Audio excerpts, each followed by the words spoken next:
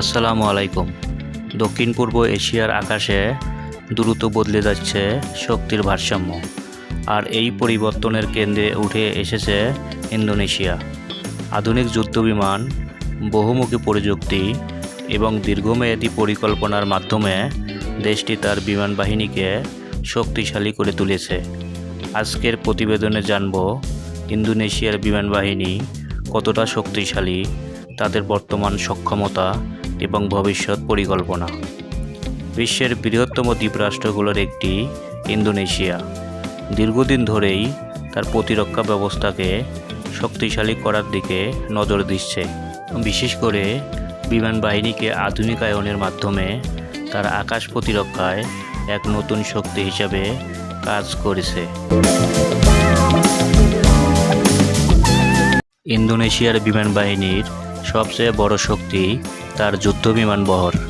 তাদের বহরে রয়েছে যুক্তরাষ্ট্রের তৈরি F-16 ফাইটিং ফ্যালকন, যা বহুমুখী যুদ্ধ সক্ষমতার জন্য বিশ্বজুড়ে পরিচিতি।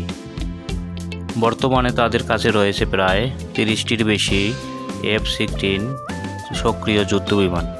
এর পাশাপাশি রাশিয়ার তৈরি Su-27 এবং Su-30 যুদ্ধবিমান রয়েছে।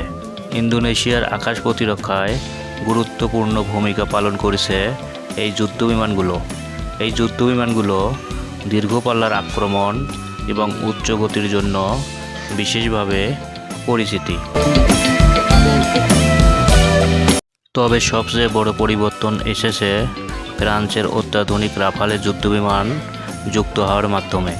ইন্দোনেশিয়া ইতিমধ্যেই রাফালে জেট ক্রয়ের জন্য চুক্তি করেছে এবং প্রথম ব্যাচ ইতিমধ্যেই সরবরাহ শুরু হয়েছে।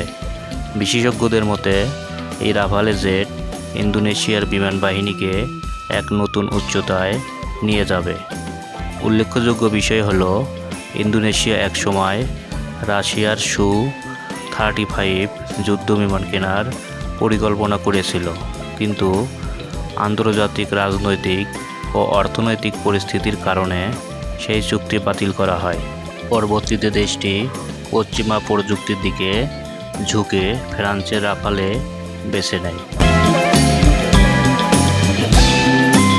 এছাড়াও দক্ষিণ কোরিয়ার সঙ্গে যৌথভাবে উন্নত প্রশিক্ষণ বিমান ও নতুন প্রজন্মের ফাইটার জেট নিয়ে কাজ করেছে ইন্দোনেশিয়া। এই উদ্যোগ ভবিষ্যতের দেশটির নিজস্ব প্রতিরক্ষা শিল্পকে আরও শক্তিশালী করবে বলে আশা করা হচ্ছে। ইন্দোনেশিয়ার এই শক্তির দ্রুত উত্থান ভবিষ্যতে দক্ষিণ পূর্ব এশিয়ার নিরাপত্তা ও সামরিক কৌশলে কী প্রভাব ফেলবে তা এখন পুরো বিশ্বের নজরে।